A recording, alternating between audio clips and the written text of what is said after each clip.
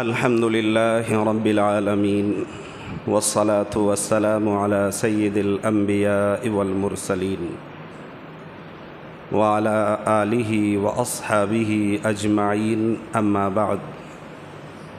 أعوذ بالله من الشيطان الرجيم. بسم الله الرحمن الرحيم.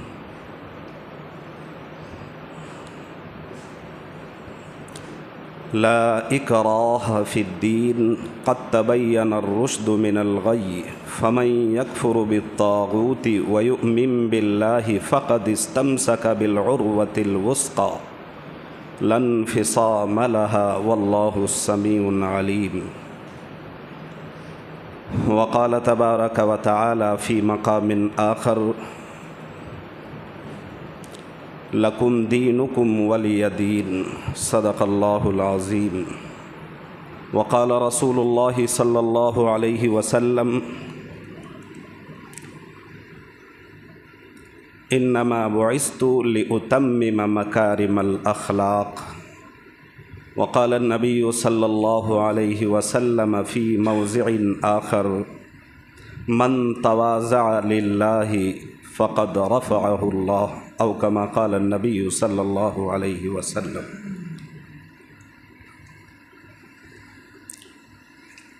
اسلام کی فطرت میں قدرت نے لچک دی ہے. تھوڑا بہت اگر سمجھتے ہیں، ذوق رکھتے ہیں تو سمجھ سکتے ہیں بڑی آسانی سے کہ اسلام کی فطرت نے قدرت میں لچک دی ہے. اسلام کی فطرت میں، فطرت نیچر میں قدرت نے لچک دی ہے. یہ اتنا ہی ابھرے گا جتنا کہ دباؤ گے. جمعۃ المبارک کے عظیم گھڑی میں خطبۃ الجمعہ کے عنوان کے حوالے سے مختصراً قرآن و حدیث کی روشنی میں کچھ باتیں گوش و گزار کروں گا. آپ دل جمعی کے ساتھ، لگن کے ساتھ سماعت کریں گے تو انشاءاللہ مجھے پورا یقین ہے اللہ کی ذات پر، اور کہ دین اسلام کی عظمت، اس کی اچھائی انشاءاللہ ثم انشاءاللہ قرآن و حدیث کی روشنی میں اس پر بات ہوگی. پوری بات اچھی طرح آپ کو سمجھ میں آئے گی. آج پوری دنیا میں پورے خطے میں ایک سوال بار بار ذہن میں آتا ہے، اور خصوصاً نن مسلم، غیر مسلم یہ سوال اٹھاتے ہیں، اور اس پر مسلمانوں کو کنفیوژن کرنے، مسلمانوں کے ذہن میں ڈاؤٹس پیدا کرنے کی پوری طرح کوشش کی جاتی ہے، اور یہ منفی پروپیگنڈا چلایا جاتا ہے، کانسپریسی جس کو بولتے ہیں. یہ الزام لگایا جاتا ہے، یہ ایلیگیشن لگائے جاتے ہیں کہ اسلام تلوار کی زور سے پھیلا ہے. کیوں؟ آپ بھی یہی جانتے ہیں. ہوتا یہ ہے کہ جو کچھ سنایا جاتا ہے وہی سنتے ہیں، جو بتایا جاتا ہے اسی کو یقین مانتے ہیں، جو دکھایا جاتا ہے اسی کو ہم لوگ سب سچ مان چکے ہیں، اور اسی پر جو ہے نا یقین اور بلیو کرتے ہیں. وجہ یہ ہے کہ ہمارے پاس قرآن اور حدیث کا صحیح علم نہیں ہے. قرآن اور حدیث کا صحیح علم نہ ہو تو اس طرح کے کنفیوژن پیدا ہوتے ہیں، لوگوں کے ذہن میں ایسے ڈاؤٹس پیدا ہوتے ہیں، لوگوں کی ذہن میں ایسی بدخیالیاں، ایسی باتیں پیدا ہوتی ہیں جو پیچیدگی کے لوگ شکار ہو جاتے ہیں. اور وہ یہ ہے کہ غیر مسلموں میں آج بڑے بڑے دانشور، بڑے بڑے فلسفی، بڑے بڑے ہندوؤں میں، غیر مسلموں میں بڑے بڑے جو لیکچرار ہیں، اور بڑے بڑے دین سے ہٹ کر دنیا کے جو علوم ہیں، جو بڑی بڑی ڈگریاں ہیں وہ حاصل کرنے والے بڑے بڑے لوگ آج مسلمانوں میں اور پوری دنیا میں یہ سازش رچتے ہیں اور اسلام پر یہ ایلیگیشن لگاتے نظر آتے ہیں کہ نعوذ باللہ اسلام تلوار کی زور سے پھیلا ہے. کہا جاتا ہے کہ اسلام تلوار کی نوک سے پھیلا ہے، اسلام طاقت سے پھیلا ہے، اسلام کو زبردستی پھیلایا گیا ہے، اسلام کو لوگوں کو بہلا پھسلا کر ورگلا کر دھوکے سے پھیلایا گیا ہے۔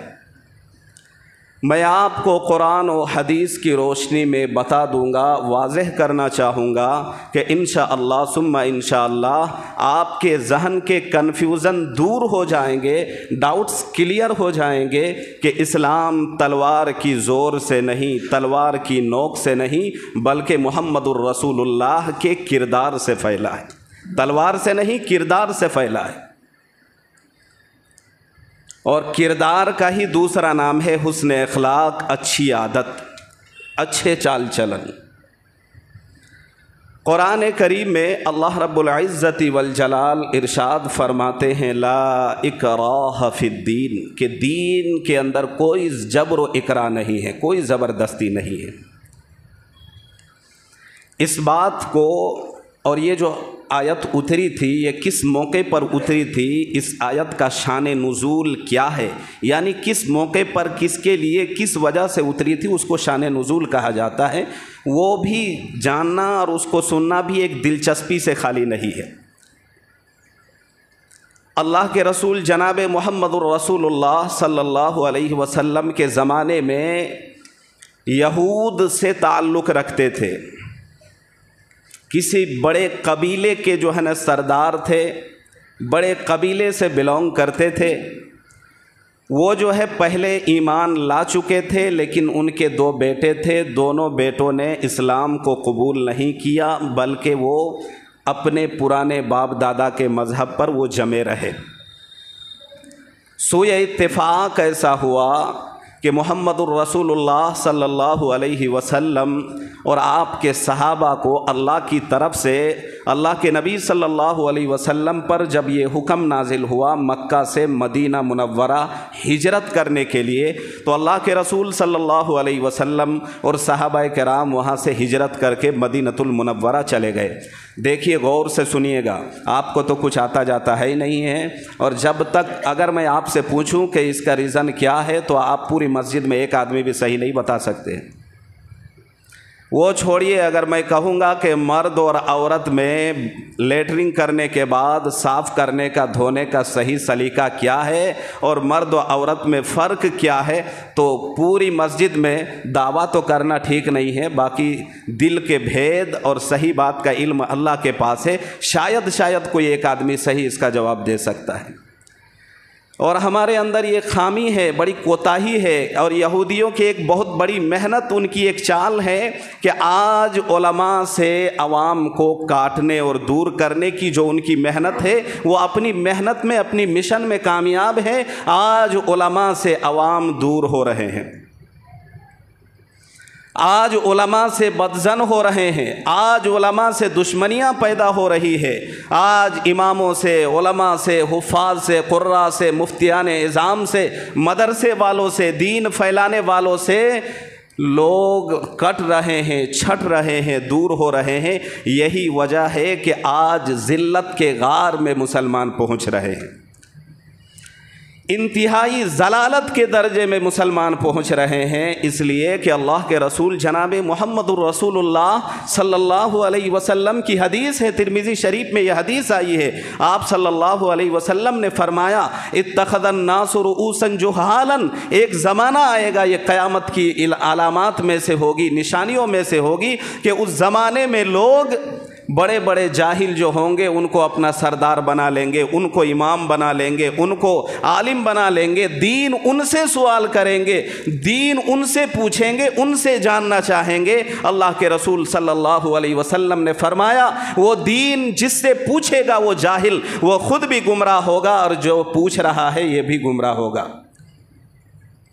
تو یہود کی ایک مشن ہے، یہودیوں کی ایک محنت ہے، اور اس کے پیچھے وہ न जाने कितनी जो है ना लाख और कितने करोड़ों और मिलियन बिलियन डॉलर की जो है ना वो लोग इसमें सर्फ कर रहे हैं, फंडिंग कर रहे हैं। उनकी मेहनत हर चार जानिब से है। मुसलमान इस चाल को समझने से कासिर है। मुसलमान की बारीक जहन की नसें वहाँ तक पहुँचती नहीं है, क्योंकि मुसलमान के जहन की बारीकी तारीकी वहाँ तक पहुँचेगी कैसे?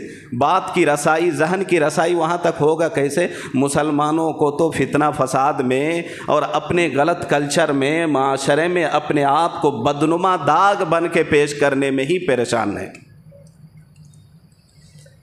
मैंने जब आया था तो उस मौके पर एक बात मैंने बताई थी कि अल्लाह के रसूल जनाब मुहम्मदुर रसूलुल्लाह सल्लल्लाहु अलैहि वसल्लम की दीन में, ईमान में, शरीयत के अंदर, मज़हब इस्लाम में, दीन इस्लाम में इतनी ताकत थी कि मुसलमानों ने यहाँ तकरीबन बाज़ लोगों की रिवायत के मुताबिक 1000 साल तक यहाँ हुकूमत की थी। आज मुसलमान सिर्फ लात खाने और थूके जाने के लायक ही बची।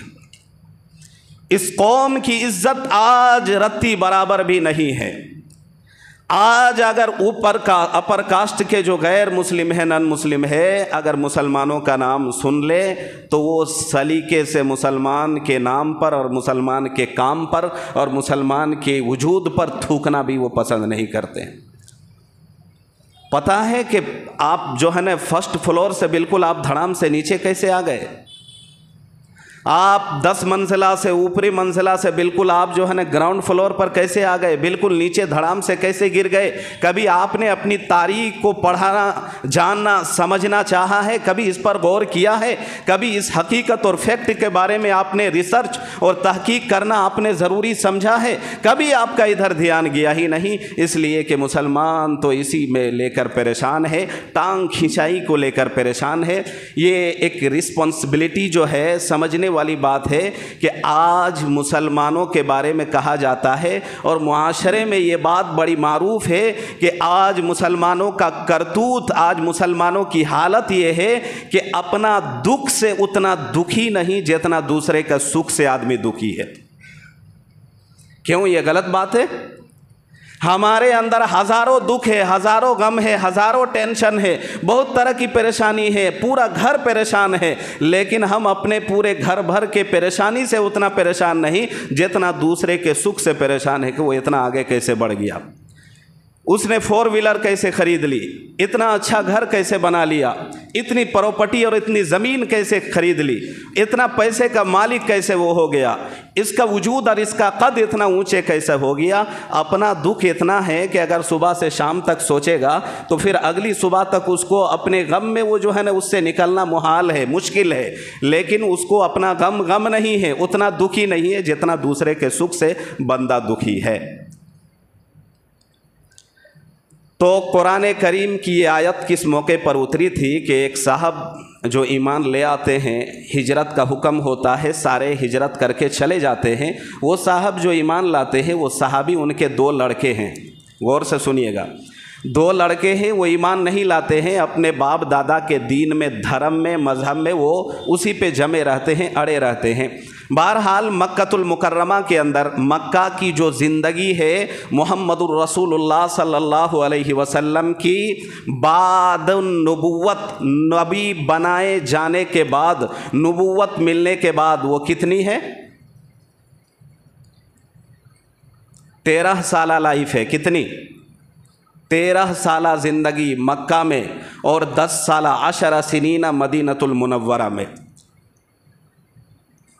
यानी आपकी कुल लाइफ जो हुई थी, आपको जो उम्र मिली थी वो 63 साल, 63 ईयर्स।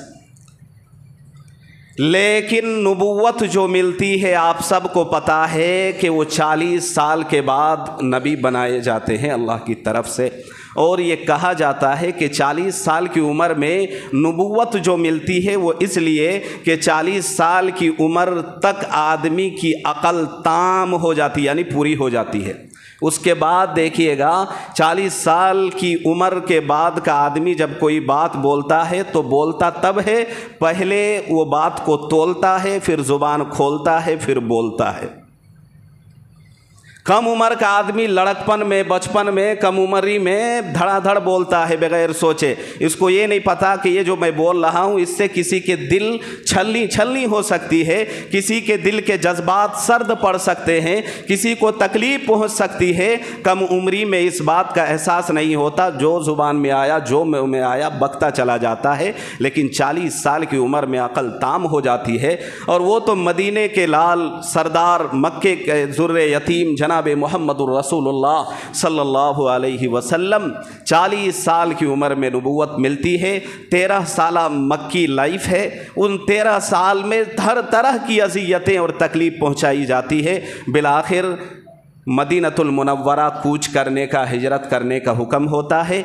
उस दौरान एक सहाबी ईमान ले लाते हैं मोहम्मद सल्लल्लाहु अलैहि वसल्लम पर। उसको 2 बेटे हैं, वो ईमान नहीं लाते हैं, अपने पुराने मज़हब और धर्म पर वो जमे रहते हैं। बिलाखिर किसी ज़माने में जब हिजरत करके मदीना चले जाते हैं, तिजारत करने के लिए उनके 2 लड़के इत्तेफाक से मदीना मुनव्वरा आता है। वो सहाबी जो ईमान ले आए हैं, उनका 2 बेटा, वो किसी ज़माने में जब हिजरत का हुक्म हो गया, सारे हिजरत करके मदीना चले गए, मोहम्मद सल्लल्लाहु अलैहि वसल्लम पर जान निसावर करने वाले वो सहाबी जो पहले ईमान लाए हैं, उनका 2 बेटा ईमान नहीं लाया है। वो तिजारत के लिए मदीना आता है। मोहम्मद सल्लल्लाहु अलैहि वसल्लम के वो जानिसार सहाबा को इसका पता चलता है, इसकी भनक लगती है कि मेरा 2 बेटा जो पहले ईमान नहीं लाया है, वो अपने बाप दादा के मज़हब और धर्म को फॉलो करता है। वो मदीना तिजारत के गर्ज से आया है। मोहम्मद सल्लल्लाहु अलैहि वसल्लम का वो जानिसार सहाबा सिपाही बनकर खड़ा हो जाता है। उसके 2 लड़के आते हैं, रास्ते में ये डट के बाप खड़ा होता है और कहता है, ज़ोर ज़बरदस्ती करता है कि कलमा पढ़ लो। ये मेरी अपनी बात नहीं है, ये कुरान करीम की बात है। तो जब वो सहाबी डट के खड़े हो जाते हैं, कलमा पढ़ लो, हर तरफ से उसको परेशान करते हैं, यानी ज़बरदस्ती करते हैं, फोर्स करते, इकराह करते हैं। लिहाजा वो मानने के लिए तैयार नहीं है। मुहम्मदुर रसूलुल्लाह सल्लल्लाहु अलैहि वसल्लम तक ये बात, ये ख़बर पहुंच जाती है। मोहम्मद अरबी सल्लल्लाहु अलैहि वसल्लम बुलाते हैं और कहते हैं कि भाई क्या बात है। कहा कि या रसूल अल्लाह, ये मेरे बदन का 2 टुकड़ा है, 2 हिस्सा है। जाहिर से बात है, बेटा बाप के बदन का, उसके वजूद का हिस्सा होता है, उसके वजूद की निशानी होती है। अगर किसी बाप से कोई कहे कि भाई तेरी क्या अलामत है कि तू किसी बेटे का बाप है, या ये कि तेरी कोई औलाद है, तो फ़ौरन अपने वजूद का इकरार करते हुए, शहादत देते हुए अपनी औलाद की ओर जो है वो इशारा करता है कि ये देख लो मेरी नस्ल। उन्होंने कहा कि ये मेरे जिगर का 2 टुकड़े हैं, मेरे बदन का हिस्सा है। मेरा मन ये नहीं चाहता कि मैं जन्नत जाऊं और ये दोनों जहन्नमी बन जाए, इसलिए मैं फ़ोर्स और ज़बरदस्ती कर रहा हूं कि ये भी ईमान ले आए और हमारे तरह, हम सब के तरह ये भी जन्नती कहलाने के मुस्तहिक हो जाएं। मोहम्मद सल्लल्लाहु अलैहि वसल्लम ने मना किया।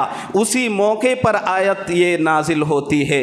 कुरान कहता है, ला इकराह फिद्दीन, दीन कबूल करने में उस आदमी को आप फोर्स नहीं कर सकते हैं। कबूल करना न करना ये उनका पर्सनल मामला है, ज़ाती मामला है। ज़ाती मामले में इंटरफियर करना, उसमें जबर इकराह करना कुरान मना करता है, अल्लाह मना करता है। मोहम्मद सल्लल्लाहु अलैहि वसल्लम ने फ़ौरन इस आयत को पढ़कर सुनाते हैं, वो सहाबा फ़ौरन पीछे हट जाते हैं और कहता है कि भाई आपको अब इख्तियार है, आप चाहें तो ईमान कबूल करें, न चाहे तो न करें। कुरान करीम के कुल हु अल्लाहु अहद वाली सूरत में है न, कुल या अय्युहल काफिरून में, लकुम दीनुकुम वलिय दीन। उन्होंने ये शर्त रखी थी, काफिरों ने ये शर्त रखी थी कि अगर तुम मेरे माबूदों के भला बुरा नहीं कहोगे, मानोगे, कबूल करोगे, तो मुसलमानों का जो माबूद है, जो खुदा है, हम भी मानेंगे। कुरान की ये आयत नाजिल होती है। अल्लाह के नबी सल्लल्लाहु अलैहि वसल्लम को बताया जाता है, कुल या अय्युहल काफिरून, اے اللہ کے رسول، اے محبوب، آپ سب سے کہہ دے، پوری دنیا کے کفار سے، ملحدین، مشرکین سے، کہ کوئی اگر یہ شرط لگائے کہ محمد صلی اللہ علیہ وسلم پر اترا ہوا، لایا ہوا جو دین ہے، اس دین کو ماننے کے لیے، اس کے معبود کو ماننے کے لیے، اس کی خدا کی پرستش کرنے کے لیے ہم کو دوسرے دھرموں کے معبودوں کو ماننا پڑے گا، تو اس بات کو صاف طور پر انکار کر دے کہ ایسا نہیں ہو سکتا ہے، تمہارا دین تمہیں مبارک ہو، ہمارے دین ہمارے مبارک ہو، ہمارے دین کو اگر تمہیں پسند آتا ہے، تمہارے دل میں اگر محبت کر جاتی ہے تو تم ایمان قبول کرنا، لہذا زور زبردستی کا کوئی مرحلہ نہیں ہے۔ اب آپ سمجھیے کہ جن لوگوں نے اسلام پر یہ پروپیگنڈا کیا ہے یا کرتا ہے یا کر رہے ہیں کہ اسلام تلوار کی زور سے پھیلا ہے، ان کو سمجھنا چاہیے کہ محمد عربی صلی اللہ علیہ وسلم ایک انگریز کے زمانے کے ایک مورخ ہے، جس کو رائٹر کہتے ہیں، قلمکار، مصنف۔ انہوں نے اسلام کی حقانیت کے بارے میں لکھتے ہوئے بالکل واضح طور پر اس بات کو کلیئر کر دیا ہے کہ جو لوگ آج اسلام پر یہ الزام لگاتے ہیں کہ اسلام تلوار کی زور سے پھیلا ہے، ان کو یہ بات کیوں نہیں سمجھ میں آتی کہ محمد الرسول اللہ صلی اللہ علیہ وسلم مکہ میں ایک اکیلا آدمی اور پوری دنیا میں تمام کے تمام اسلام کے دشمن ہے، خدا کے دشمن ہے، قرآن کے دشمن ہے، نبی کے دشمن ہے، مذہب اسلام کے نام کے دشمن ہے۔ ایک اکیلا آدمی محمد الرسول اللہ صلی اللہ علیہ وسلم مکہ میں وہ تلوار لے کے کھڑا ہوتا ہے، اور پوری دنیا کے مقابلے میں ایک آدمی تلوار کی زور سے کیا پوری دنیا پر راج کر سکتا ہے؟ تو انہوں نے، اس انگریز مورخ نے لکھتے ہوئے کہا ہے کہ یہ بات ان غیروں کو، ان فتنہ بازوں کو، ان غیر مسلموں میں جو پروپیگنڈا کرتے ہیں، ان کو یہ بات کیوں نہیں سمجھ میں آتی ہے کہ اسلام تلوار کی زور سے نہیں بلکہ کردار کے زور سے پھیلا ہے۔ محمد الرسول اللہ صلی اللہ علیہ وسلم مکۃ المکرمہ میں جب آپ نے اپنے ایمان کا اور اپنے مشن کا اعلان کرنے کے لیے صفا نامی پہاڑی پر چڑھ کر آپ نے پہلی مرتبہ اپنی نبوت کا اعلان کرنے کے لیے جب آپ نے چڑھا اور آپ نے تمام لوگوں کو جمع کیا، سارے لوگ اس کے کنبے قبیلے کے لوگ، رشتہ دار، اہل خانہ، پورے مکہ کے چودھری، رؤسا، سارے مرد و عورت جمع ہو گئے۔ اللہ کے رسول جناب محمد الرسول اللہ صلی اللہ علیہ وسلم نے فرمایا، لبثت فیکم عمرا، تمہارے درمیان میری زندگی گزری ہے، تمہارے ساتھ میرا اٹھنا بیٹھنا ہوا ہے، 40 سال تک میں تمہارے درمیان رہا ہوں۔ میں کیسے سوتا تھا، کیسے اٹھتا تھا، کہاں جاتا تھا، کیا کھاتا تھا، میں لوگوں سے کیسے بات کرتا تھا، میرے معاملات کیسے تھے، میری معاشرت کیسی تھی، میرے حسن اخلاق کیسے تھے، 40 سال تک تم نے مجھے دیکھا ہے اپنی آنکھوں سے۔ اللہ کے رسول صلی اللہ علیہ وسلم فرماتے ہیں، حل وجدتمونی صادقا ام کاذبا، یہ بتاؤ کہ ان 40 سالہ میری جو لائف ہے تمہاری آنکھوں کے سامنے کٹی ہے، ہر چیز تم نے میری دیکھی ہے، لہذا حل وجدتمونی صادقا ام کاذبا، یہ بتاؤ کہ ان 40 سالہ لائف میں تو نے مجھے جھوٹا پایا ہے یا سچا پایا ہے۔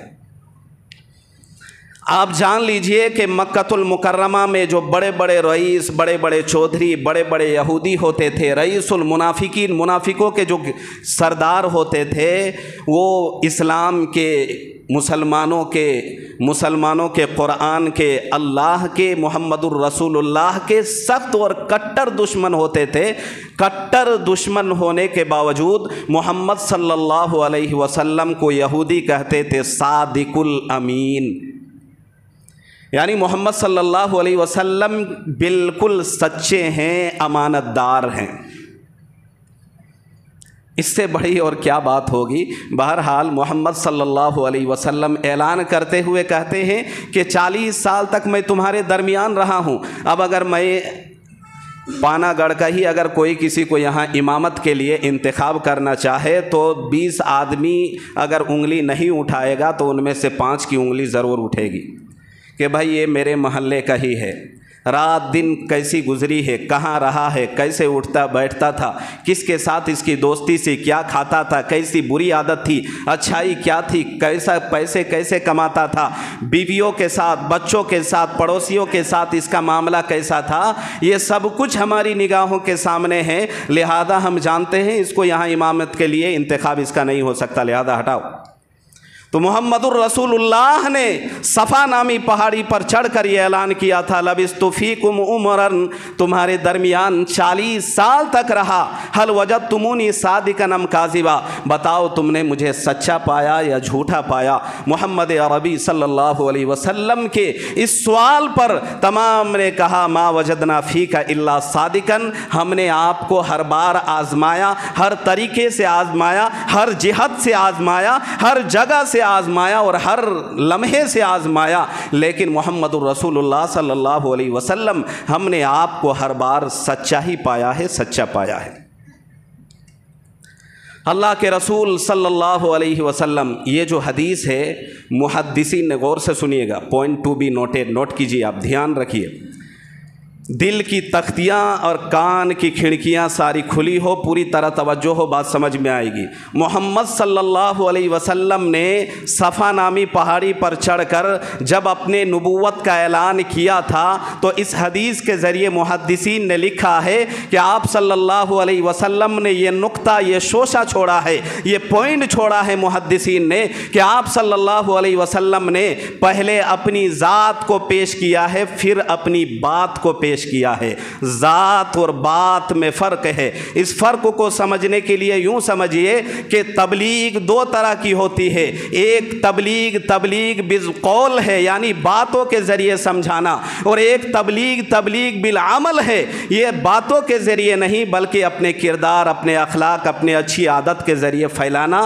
اور محمد الرسول اللہ نے سب سے پہلے جو تبلیغ کا کردار پیش کیا ہے، اپنے مشن کا آغاز کیا ہے، اللہ کے حکم کی ڈیوٹی کی جو آپ نے پاسداری کی ہے، سب سے پہلے آپ نے اپنے کردار کو، اپنی ذات کو پیش کیا ہے لوگوں کے سامنے۔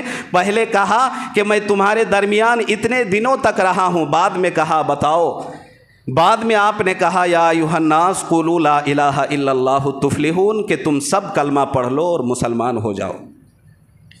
پتہ چلا کہ آپ نے کلمہ پڑھنے کی دعوت پہلے نہیں دی، اس لیے کہ ایک آدمی جس کے لچھن اچھے نہیں ہے، جس کے چال چلن اچھے نہیں ہے، جس کے طور طریقہ اچھا نہیں ہے، جس کے بولنے کا سلیقہ اچھا نہیں ہے، جس کی عادت و اطوار ٹھیک نہیں ہے، جو آدمی خود بالکل غلط لچھن کا ہو، جس کے دامن داغدار ہے، وہ اگر دوسرے کو کہے گا، سمجھائے گا تو فوراً سامنے والا یہ اعتراض کر سکتا ہے، انگلی اٹھا سکتا ہے کہ تم پہلے اپنے آپ کو سدھارو، بعد میں مجھے سدھارنا۔ محمد عربی صلی اللہ علیہ وسلم نے اپنا اجلا، صاف ستھرا، بالکل وائٹنس کردار پیش کیا، اس کے بعد میں کہا یا ایھا الناس قولوا لا الہ الا اللہ تفلحون، اس لیے کہ اگر آپ کی عادت نعوذ باللہ اچھی نہ ہوتی، کردار اچھے نہ ہوتے، اخلاق اچھے نہ ہوتے، اور آپ لوگوں کو اس دین کی، مذہب اسلام کی دعوت دیتے تو لوگ انگلی اٹھا سکتے تھے، لیکن رب کعبہ کی قسم جناب محمد الرسول اللہ صلی اللہ علیہ وسلم نے جب یہ اعلان کیا تھا اور کہا تھا کہ 40 سال تمہارے درمیان رہا ہوں، تم نے کیسا پایا؟ سب نے کہا تھا ما وجدنا فیک الا صادقا، ہم نے آپ کو ہر بار آزمایا، سچ پایا ہے۔ خدا پاک کی قسم کبھی کسی نے اس موقع پر انگلی اٹھائی نہیں ہے، رب کعبہ کی قسم کسی کو محمد الرسول اللہ صلی اللہ علیہ وسلم کی ذات پر، نہ بات پر، نہ صحابہ کی جماعت پر انگلی اٹھانے کی کسی کی ہمت تب بھی نہیں ہوئی تھی۔ اور یہ اعلان، یہ چیلنج ہے قیامت تک مسلمانوں کے لیے نہیں بلکہ تمام جہان کے لوگوں کے لیے کہ کوئی بھی محمد عربی صلی اللہ علیہ وسلم کی ذات پر انگلی اٹھانا چاہے، اس کی انگلی قسم خدا کی، یہ ہمارا عقیدہ ہے، اہل سنت والجماعت مسلمانوں کا عقیدہ ہے، اس کی انگلی مڑ کر اس کی اور ہو سکتی ہے، محمد الرسول اللہ کی جانب کوئی انگلی اٹھا نہیں سکتا، نہ ہی کوئی تنقید کر سکتا ہے۔ تو یہ کب ضروری ہے؟ جب ہم اپنے اخلاق، اچھے کردار پیش کریں گے۔ سمے ہی تو ہو گیا، اتنا کم سمے میں کیا بتائیں۔ بہرحال ایک واقعہ فوراً بڑی جلدی کے ساتھ بتاتے ہیں، غور سے سنیے۔ ایک صحابی ہیں، اس کا نام ہے زید بن صنعہ، سے سنا نہیں ہے، سین عین ہے صنعا۔ یہ وہ صحابی ہیں جو پہلے مسلمان نہیں تھے، پہلے یہودی تھے، اور اس یہودی نے محمد اس زمانے میں یہودیوں کا مسلمانوں کے ساتھ لین دین چلتا تھا، حالانکہ پکے دشمن تھے لیکن لین دین چلتا تھا۔ آج بھائی بھائی سے بھی لین دین چلتا نہیں ہے، معاملہ اتنا گڑبڑ ہوا پڑا ہے۔ تو اللہ کے رسول صلی اللہ علیہ وسلم اس زمانے میں کسی مجبوری کی وجہ سے آپ نے، نعوذ باللہ، مجبوری محمد صلی اللہ علیہ وسلم کے لیے کہنا اس لیے ٹھیک نہیں ہے کہ محمد صلی اللہ علیہ وسلم سے کہا گیا تھا کہ اللہ کے رسول صحابہ کے بارے میں، محمد صلی اللہ علیہ وسلم کے بارے میں اللہ نے فرشتوں کے بھیجا اور کہا جا محمد کو یہ پیغام سنا دو۔ سارے کہے صلی اللہ علیہ وسلم کہ اگر محمد عربی صلی اللہ علیہ وسلم چاہتے ہیں کہ مدینہ اور مدینے میں جتنے پہاڑ ہیں سب کو اگر محمد صلی اللہ علیہ وسلم کے لیے پہاڑ کو، زمین کو، تمام چیزوں کو سونا بنا دیا جائے تو محمد صلی اللہ علیہ وسلم سے پوچھ کے آؤ، اس کی یہ ڈیمانڈ، اس کی فرمائش پوری کر دی جائے گی۔ لیکن محمد صلی اللہ علیہ وسلم نے کہا تھا کہ مجھے اس کی پرواہ اور بالکل بھی ضرورت نہیں ہے، مجھے میرا رب میرے لیے کافی ہے۔ تو وہ جو صحابی ہے اس کو جو ہے نا، اس سے زید بن ثنا جو پہلے یہودی تھے، قرض لیا، اور قرض کی جو مدت تھی، جتنے دنوں میں دینا تھا، قرض ادا کرنا تھا، اس سے 3 دن پہلے وہ یہودی آتا ہے اور محمد صلی اللہ علیہ وسلم سے نازیبہ کلمات پیش کرتا ہے، غلط طریقے سے پیش آتا ہے اور کہتا ہے کہ میرا قرض وصول کرو، لہذا مجھے ابھی چاہیے۔ محمد عربی صلی اللہ علیہ وسلم کہتے ہیں کہ ہاں تمہیں دے دیا جائے گا، لیکن یہ تو بتاؤ کہ ابھی تو 3 دن باقی ہیں، ابھی ڈیمانڈ کرنے کا کیا مطلب؟ انہوں نے کہا مجھے اس کی بالکل بھی پرواہ نہیں ہے، مجھے ابھی چاہیے اور اسی وقت چاہیے اور یہیں چاہیے۔ محمد عربی صلی اللہ علیہ وسلم نے فرمایا کہ ابھی تو میرے پاس دینے کے لیے کچھ نہیں ہے۔ آپ اس موقع پر یہ مسئلہ جان لیں کہ لائف میں اگر کسی کے پاس مال ہے تو ہر سال گزرنے پر مال میں 1 مرتبہ زکوٰۃ واجب ہوتی ہے۔ آپ سب کو یہ معلوم ہونا چاہیے کہ کائنات کے سردار محمد صلی اللہ علیہ وسلم پر پورے لائف میں 63 سالہ لائف میں کبھی بھی آپ نے زکوٰۃ نہیں دیا ہے، جبکہ زکوٰۃ دینا فرض ہے۔ جانتے ہیں کیوں؟ اس لیے کہ آپ کے پاس اتنا مال کبھی جمع ہوا ہی نہیں جتنا مال میں زکوٰۃ واجب ہوتی ہو۔ مال کہیں سے آتا، اس سے پہلے آپ مال راہ خدا میں لوٹا دیتے تھے۔ بہرحال آپ نے کہا کہ میرے پاس دینے کے لیے کچھ نہیں ہے، میں کیا دوں گا، بیٹھ جاؤ۔ تو انہوں نے پکڑ لیا اور زبردستی کرنا چاہی، ان کے ساتھ بد اخلاقی کے مظاہرہ کرنا انہوں نے پیش کر دیا۔ بہرحال سامنے حضرت عمر بیٹھے ہوئے تھے اور صحابہ تھے، ان کو بڑا غصہ آیا۔ حضرت عمر کھڑے ہوتے ہیں اور جھپٹا مارتے ہیں ان کی اور چاہتے ہیں کہ اس کو پکڑ کے کھینچ کے باہر لے جایا جائے اور اس کے ساتھ اس کا جو ہے نا اسی طرح کا معاملہ کیا جائے۔ محمد عربی صلی اللہ علیہ وسلم اچھے اخلاق کیا ہے، محمد صلی اللہ علیہ وسلم نے فوراً کہا اے عمر رک جا، ٹھہر جا اور اپنے ہاتھ کو اپنی اور کھینچ لے، اپنے ہاتھ کو نیچے کر لے، تمہیں یہ شوبھا نہیں دیتا، یہ اسلام کی یہ ادا نہیں ہے، اسلام کی یہ طریقہ نہیں ہے، اسلام کی یہ حسن اخلاق اور خوبصورتی نہیں ہے کہ تم کسی کے ساتھ اس طرح کا معاملہ کرو، بلکہ تم کو چاہیے کہ تم مجھے کہتے کہ اے اللہ کے نبی آپ جلدی سے جلدی ان کا قرضہ وصول کر دیجئے، آپ ان سے کچھ نہ کہو۔ وہ یہودی یہ دیکھتا ہے کہ بتائیے ہم نے تو اتنے ان کے ساتھ نازبات سلوک کیے، باوجود یہ کہ ان کا اخلاق، ان کا کردار کتنا اونچا ہے۔ محمد عربی صلی اللہ علیہ وسلم حضرت عمر سے کہتے ہیں عمر مال ہے تو اس کو جتنا جو ہے نا قرض لیا گیا ہے اتنا دے دو، اس کے علاوہ اس سے ڈبل اور دے دو۔ کہا کہ یا رسول اللہ ڈبل دینے کا کیا مطلب؟ سامنے وہ یہودی سارا ماجرا دیکھتا بھی ہے، سنتا بھی ہے، ڈبل دینے کا کیا مطلب؟ اس نے تو آپ کے ساتھ نازیبہ معاملات کیے ہیں، نازیبات کلمات کہے ہیں، آپ کو پریشان کیا ہے، آپ کی ذات پر انگلی اٹھائی ہے، آپ کی ذات اقدس کو پریشان کیا، لہذا اس کو ڈبل دینے کا کیا مطلب؟ محمد صلی اللہ علیہ وسلم نے اس وقت حسن اخلاق کا مظاہرہ کرتے ہوئے پوری دنیا کو یہ لیسن، یہ سبق دیا ہے۔ آپ نے فرمایا جتنا قرض ہے اتنا دینا تو میرے اوپر ضروری ہے، لہٰذا دے دو، اور اس سے ڈبل ایکسٹرا دینے کا مطلب یہ ہے کہ تم نے جو اس کے ساتھ یوں کن اکھیوں سے دیکھا، آنکھیں پھاڑ کے اس کی اور دیکھا اور اس کے ساتھ تم نے تھوڑی اپنی اونچی زبان سے بات کی، یہ کرنا نہیں چاہیے تھا، اس کے بدلے میں ایکسٹرا ڈبل اور دے دو۔ اس نے یہ سارا ماجرا دیکھا، فوراً اس نے کہا کہ اللہ کے رسول صلی اللہ علیہ وسلم، یہ مال بھی ہم آپ کی قدموں میں رکھتے ہیں، اور میں بہت بڑا مالدار ہوں، اپنا آدھا سے زیادہ مال اسلام کی قدموں میں رکھتا ہوں، اور میں کلمہ پڑھ کے مسلمان ہوتا ہوں، اور مسلمان ہو جاتا ہے۔ وہ کہتا ہے یا رسول اللہ، آپ کی ذات کو مجھے تکلیف پہنچانا مقصود نہیں تھی، بلکہ تورات کا میں عالم ہوں، تورات میں سب کچھ آپ کے بارے میں پڑھ چکا تھا کہ محمد بن عبداللہ آخری نبی پیدا ہوگا، ان کو نبوت دی جائے گی، ان کے اندر یہ ساری اچھائی ہوگی۔ یہ دو چیزوں کے متعلق آپ کے بارے میں میرے ذہن میں ڈاؤٹس ہیں، وہ ڈاؤٹس کلیئر کرنے کے لیے میں آپ کو آزمانے کے لیے، پریکشا لینے کے لیے یہ کیا ہے۔ ہر اصل ہمیں بھی یقین ہے کہ آپ سچا ہے، آپ کی بات سچی ہے، آپ کی ذات سچی ہے، آپ کا لایا ہوا دین سچا ہے، مذہب اسلام سچا ہے، وہ حلقہ بگوش اسلام ہو جاتا ہے۔ اس طرح کے ایک نہیں انیک واقعات ہیں۔ اس موقع پر صرف یہی کہوں گا کہ مسلمانوں کو چاہیے کہ اپنے کردار لوگوں کے سامنے پیش کرے۔ مسلمان ایک بڑا چودھری، ایک غیر مسلم مسلمان ہونا چاہتا تھا، بڑا پیسہ والا تھا، بڑا مالدار تھا، بڑا ٹھاٹھ باٹ تھا، بڑا رف اینڈ ٹف۔ میں نے یہ آرٹیکل اخبار میں پڑھا تھا، انگریزی نیوز میں یہ بات چھپی تھی، ٹائمز آف انڈیا کے نام سے جو اخبار ہے اس میں یہ خبر چھپی تھی۔ اس میں لکھا ہوا تھا کہ ایک بڑا آدمی، پیسہ والا غیر مسلم، وہ مسلمان ہونا چاہتا تھا، لیکن اسی موقع پر، اسی جو ہے نا چند گھنٹے کے اندر ایک مسلمان انہوں نے کسی کے ساتھ زنا کر لی۔ تو اس کو جب اس کی خبر لگی، بھنک لگی، تو انہوں نے کہا کہ اگر میں مسلمان ہوتا ہوں اور مسلمان کی عادت اتنی گری ہوئی ہوگی تو مجھے مسلمان ہونے کی ضرورت نہیں ہے، میں اپنے دھرم میں ہی ٹھیک ہوں۔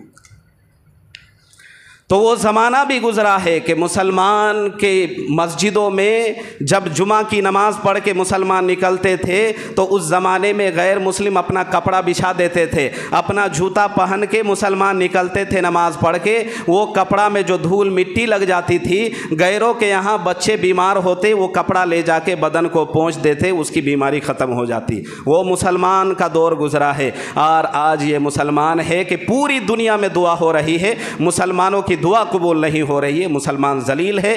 اس لیے جب کبھی یہ خبر سنائی دے، یہ پروپیگنڈا کرے کہ اسلام تلوار کی زور سے پھیلا ہے، تو آپ تلوار کے بجائے اخلاق اور کردار پیش کیجئے دنیا میں، مسلمانوں کے ساتھ بھی اور غیر مسلمانوں کے ساتھ بھی۔ انشاءاللہ اسلام بھی پھیلے گا اور دشمن بھی آپ کا دوست ہو جائے گا۔ اللہ تبارک و تعالی ہمیں ان باتوں پر خوب عمل کی توفیق دے۔ وآخر دعوانا ان الحمدللہ رب العالمین۔